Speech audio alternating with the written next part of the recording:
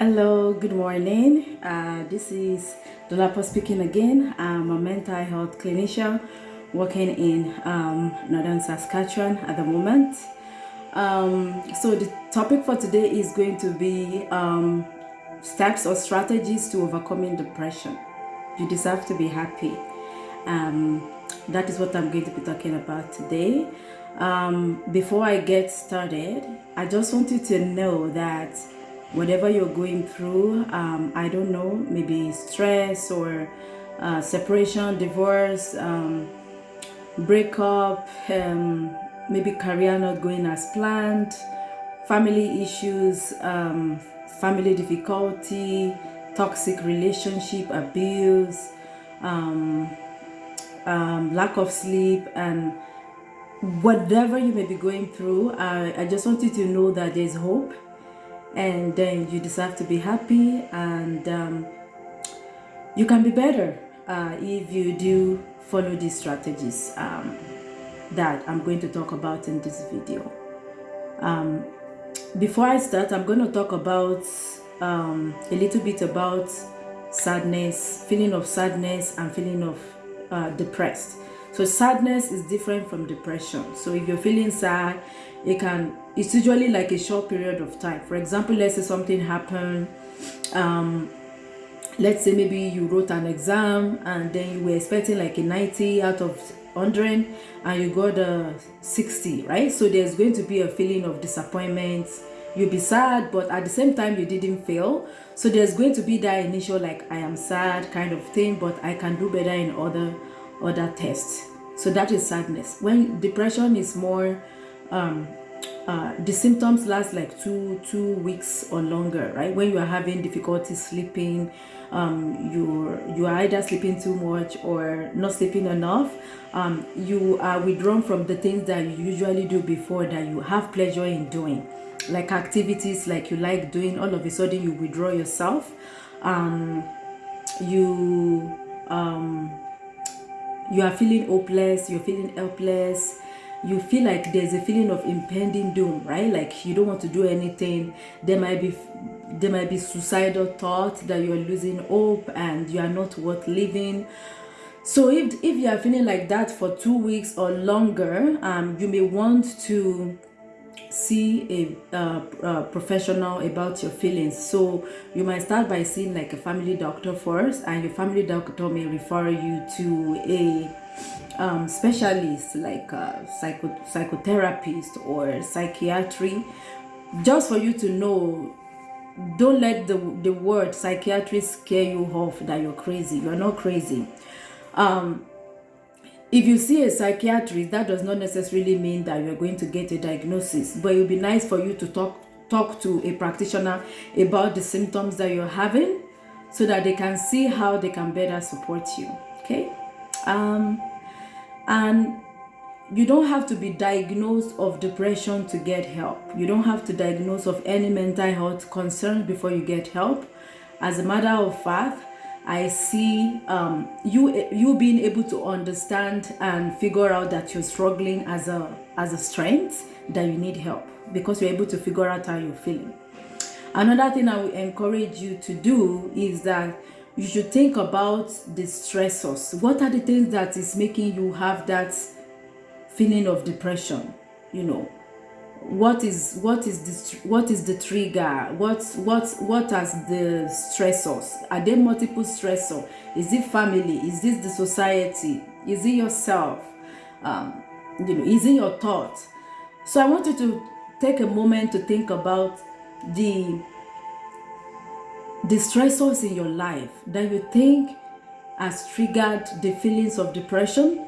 So if you are able to figure out those stressors, then you can tackle it individually and say, oh, okay, this friend used to call me names that I don't like. It's a toxic friendship. Then you can take yourself from that friendship that doesn't benefit you, right? Then you can see changes in your mental health. If it is things are not working for you career-wise, then you might have to make a plan. You re-strategize your life. Everything doesn't work out all the time. Okay, sometimes we may need a little bit of going around it or replanning our life. for things to be okay, right? For us to be happy and have that feeling of accomplishment, that we are doing well, right, in our life, in our career, in every aspect of our lives. But yeah, things can be better, and we are going to talk about it. Yeah. So if you want to have an improved mental health and you want to work on your depression, it takes a lot of work on your home part. It takes a lot of work. It takes a lot of changing a lot of things on how you think about some situations in your life. For example, if you are thinking that you are a horrible person, you are not beautiful, or you are a man or a woman that you are not meeting your milestone. Some people, they have this street plan on their life that I have to marry by 25 years old, by 24 years old I have to have all my kids, by 27 years old I need to get my PhD, I need to have a mansion. It's okay to have those kind of plan, but what is not okay is to be you are you're taking it hard on yourself. Sometimes those things may not come as planned, as you have it in your journal, that or in your plan. Sometimes things may not work the way it's planned, and sometimes we have to adjust. That is what is called life, right? So whatever you may be going through, maybe it is pressure from society, or it's pressure from family member, or it's pressure that you put on yourself. I'm going to tell you today that you should take it easy on yourself. I'm going to give an example. Society, for example, has put a lot of pressure on men that if they are experiencing mental health issue, they should not seek help, right? So I figure out that in my work of practice, in my practice, I actually see men too. I've seen men, but it's not as much as women, I'll be honest. However, I have a lot of friends who are guys who will chat with me and say, oh my God, I'm having suicidal thoughts, and then I will chat with them back and forth. It does happen for men to feel depressed or sad, and it is okay to see a therapist. It is okay to feel that way, but it's okay not to feel okay too. But it is important that you talk to someone that care about you, that you trust about those feelings, and then they can figure out how to get you support. Sometimes it can even be the person. You're thinking that maybe it's a self-esteem issue. You are thinking that you are too thin, you are too fat, or maybe it has to be with body image. There's a particular image you feel like there's a way you want to be, like maybe Kim Kardashian or all the celebrity, but you are comparing yourself to them. If you do that, I don't know how you are going to be happy, okay? Because Kim Kardashian is doing her life, you should do your whole life. Don't compare yourself to others. And I guess a lot of people struggle with that internal insecurity of, I'm not pretty. This is a certain thing your body or weight has to be for you to be pretty. The moment you start thinking and restructuring those thoughts and challenging them, that is not actually what that thought should be, then the better your emotional health. Okay, so let us get into the steps to overcoming depression.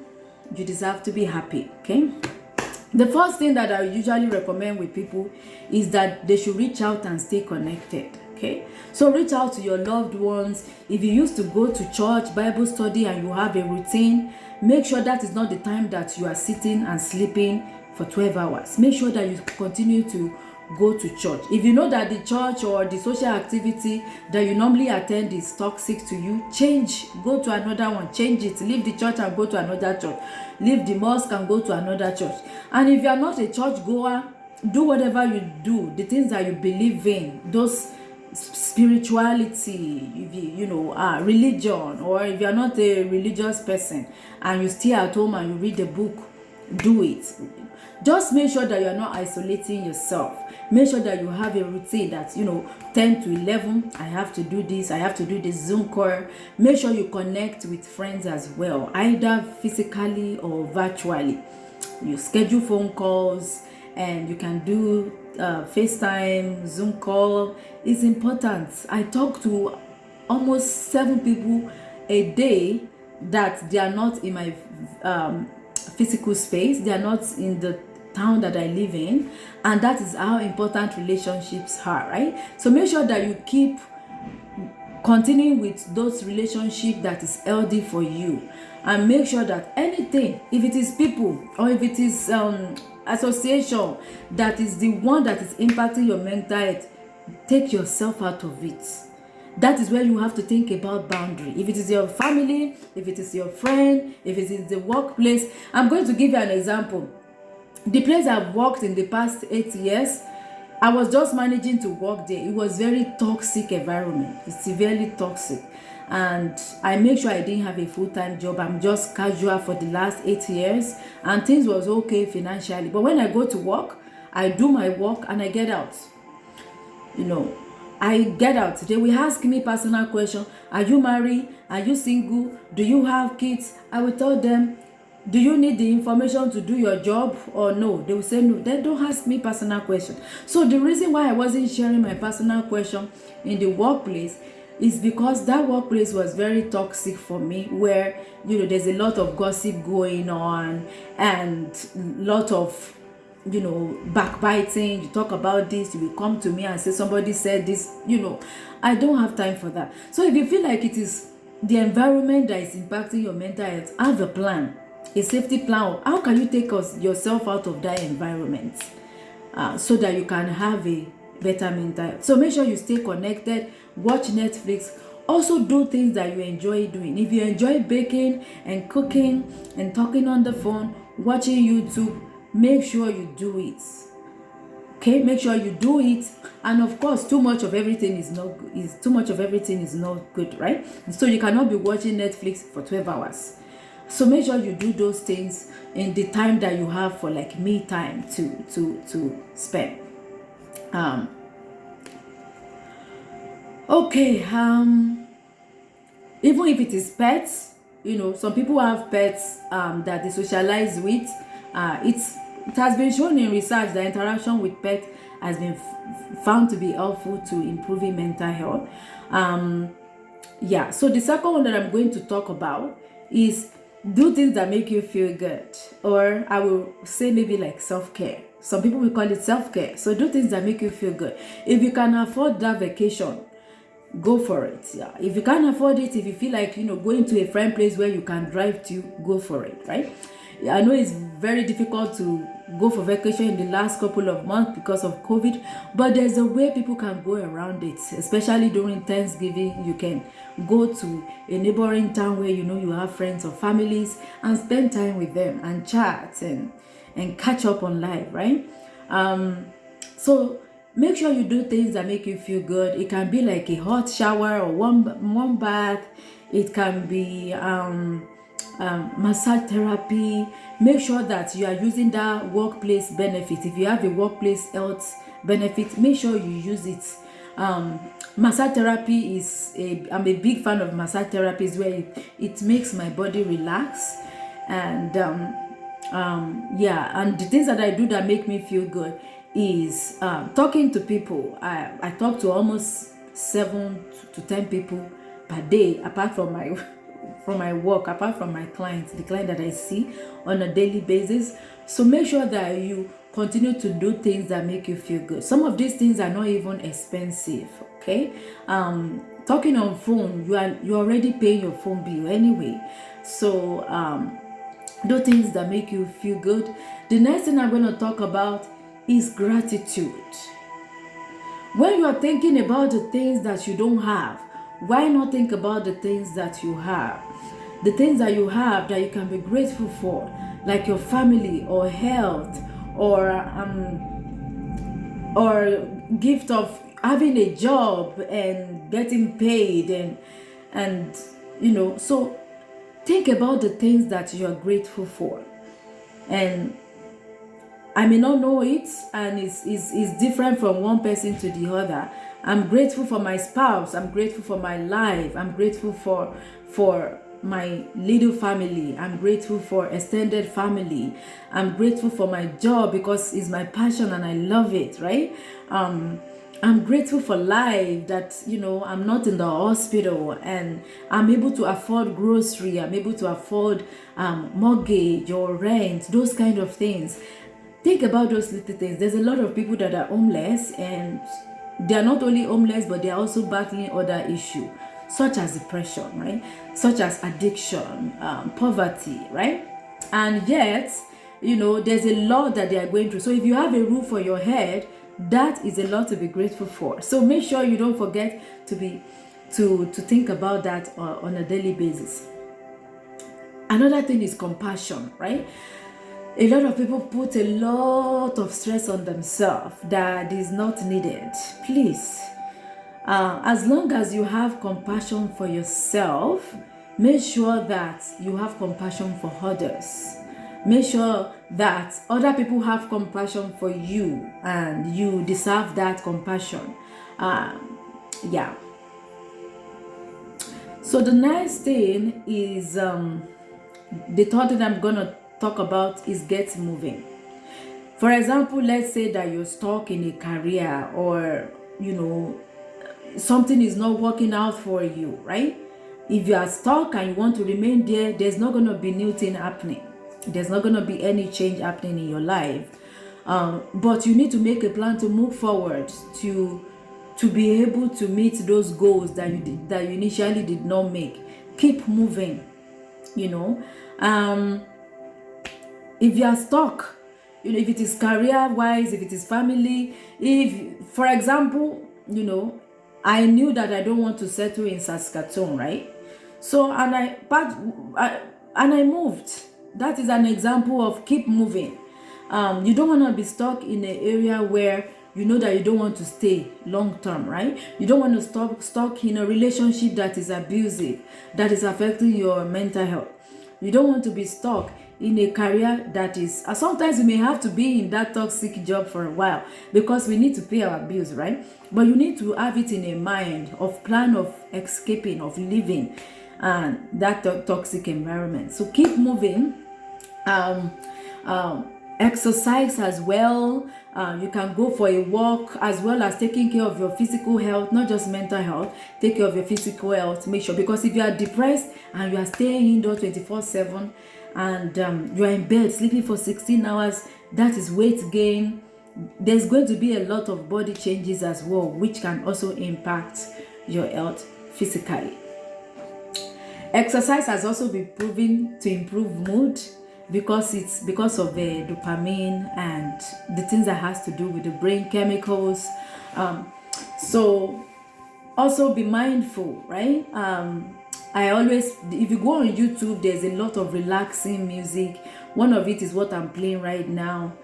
Sometimes I play this before I go to bed, or when I'm meditating, or when I'm praying. I play this slow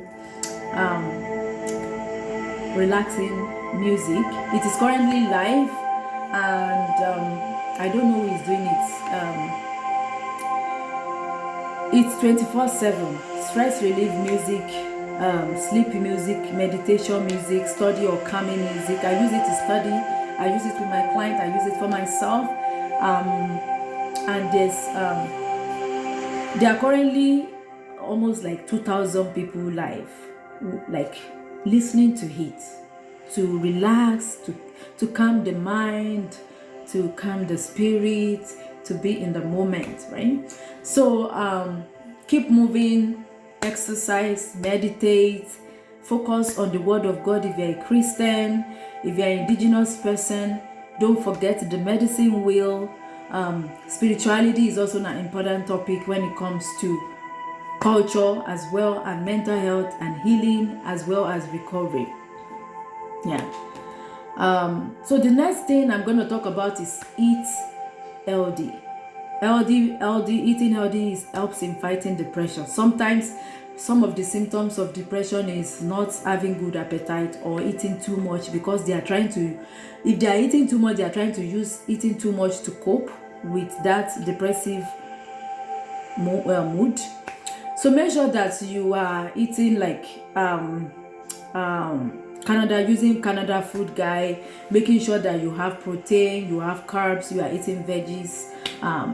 This may not be like done perfectly, like me now. I'm not too much into diet like that. Like, I'm not watching my weights, and but eating healthy is important to me. Making sure that omega-3 is important, vitamins, vitamin B is a immune like booster for mental health, carbohydrates, omega-3 fatty acid, egg, meat is good. It's good for fighting for emotional well-being.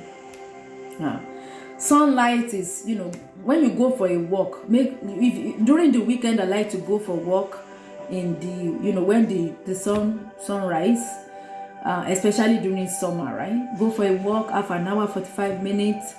But also during the winter months, because it's colder, we don't have so much sun. So that is where a lot of people have what is called seasonal depression. It usually happens starting October to about April or so of every year in a region where they have like winter, right?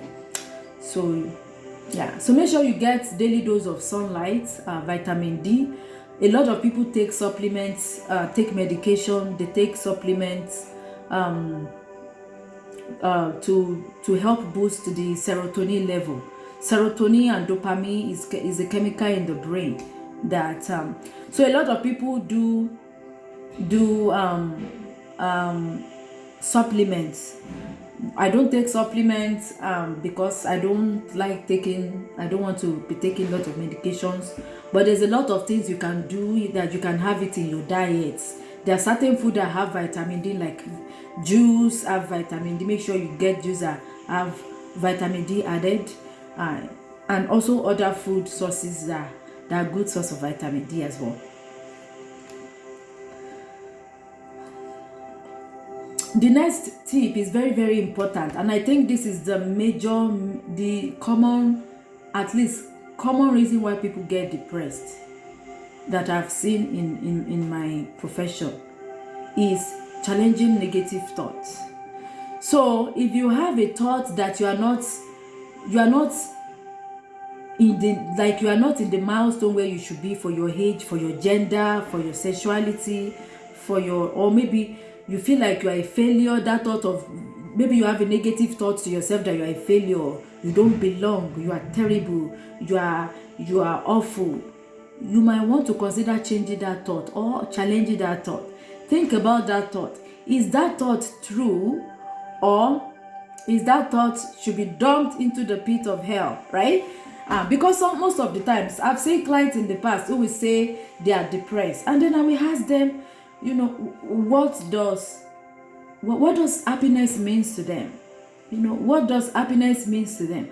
And then they will tell me happiness means somebody who is smart, who is rich, who is of certain body size and features.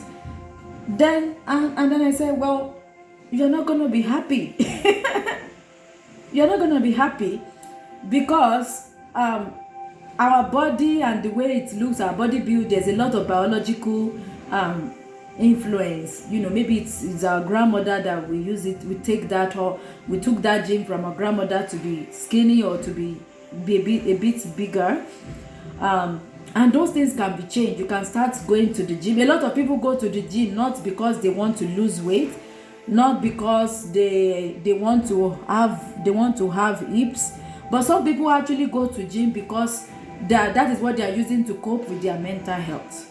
So everybody goes to the gym. People who goes to the gym, they have different goal why they go to the gym. So make sure you start challenging negative thoughts that is causing you to worry, fear, anxious. Ask yourself, is this thought real, or is this thought unrealistic?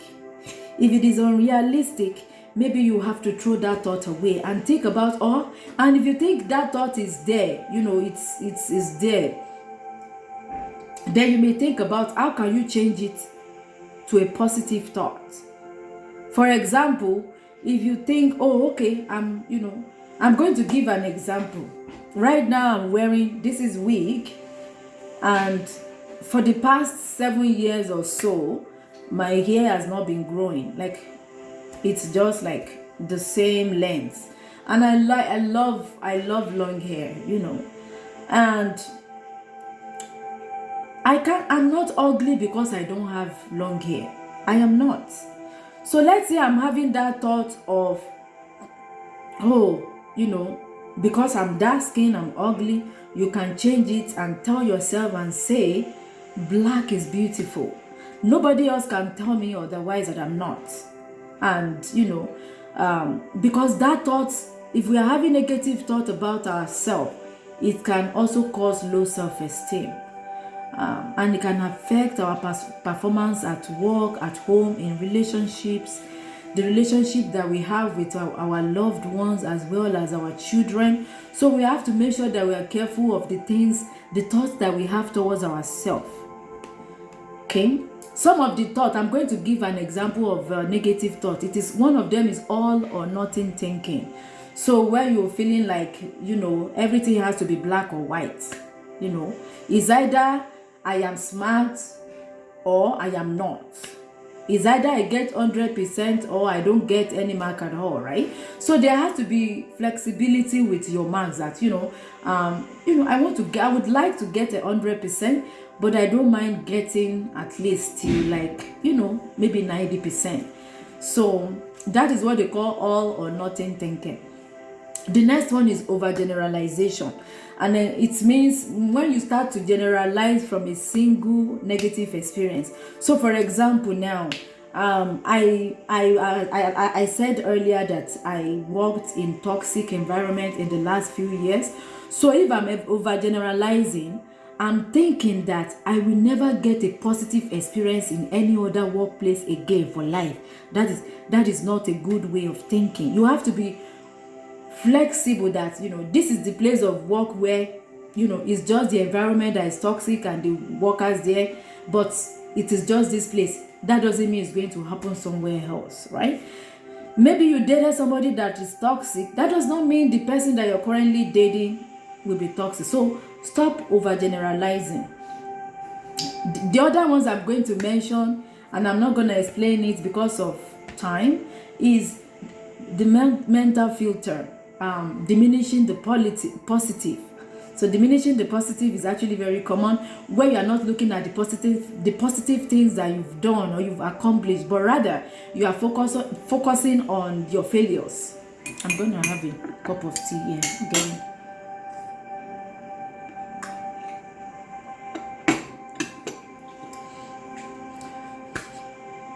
So diminishing the positive is basically when you're focused on your failures rather than your success. And it's not good, because you really have to take things easy on yourself so that you can accomplish your overall goals. Jumping to conclusions, this is actually a common one too. I saw a client, I think I saw someone in few years ago who is generalizing because the person was in US actually on the phone. Is a friend of mine who is currently living with his or her adoptive family, right? So he or she is generalizing that that thought of why is he or she adopted. Is it that it was a problem to the biological mother? He or she just jump into conclusion that he or she must have been a terrible person for the parent to have just left him or her to be adopted. So that is jumping into conclusion. So when I spoke to that person, what some of the things we talked about is, why don't you talk to your adopted parents and talk about what happened, the stories, you deserve an answer and stuff like that. And you can't just jump into conclusion, because that can affect your mental health for a very long time. Labeling. Some people label themselves, calling themselves what they are not. I am a failure, or they are a failure, they are idiots, they are a loser, they are good for nothing. That is labeling. They label themselves based on a past failed experience. They think that because they were a failure before, they will continue to be a failure forever, and that is not a good way of thinking. All right, the last thing I'm going to talk about is important as well. Make sure that you get professional help. So when you are having depression, it's not everybody that have depression gets professional help, and the reason is because some people have families who are able to help them while they are struggling. Some people have good supportive friend. Oh my God, some people have good friend system. Some people are able to navigate themselves to, they call it self-cope, where you are able to help yourself cope with your challenges by yourself. I remember when I struggled with depression, I sought professional help because I haven't felt that way before. It was new. It was it was getting serious. It was affecting my goals. It was affecting my health, physical health. And when you know that this is not who you are, like you like going to church, you like singing, you like dancing, you like studying, all of a sudden everything starts to be like a mess. You are not doing good in school. Your relationship that you're having with your friends is falling apart. Your finances is like is in the garbage. Everywhere is just things fall apart. You will know that this is not you, and then that things has to change. So make sure that when you're feeling the need to seek professional help, make sure you do that. And most often I will encourage you to seek professional help if you are having that depressive symptoms, if you're having difficulty sleeping, or sleeping too much, eating too much, or not eating enough. You are withdrawing from people, from socialization. You want to stay indoor and lock yourself. You are having suicidal ideation. So you're having suicidal thought. You're having thought of killing yourself, thought of ending it all. Or maybe you have a plan to kill yourself. So when suicide, it can be like a suicide note. It can be a plan of when, where, how you are going to hang yourself. That is a suicide plan. So if you're having a suicide thought with a plan, make sure that you call 911 and let them know how you're feeling. Make sure you visit the nearest emergency department for help.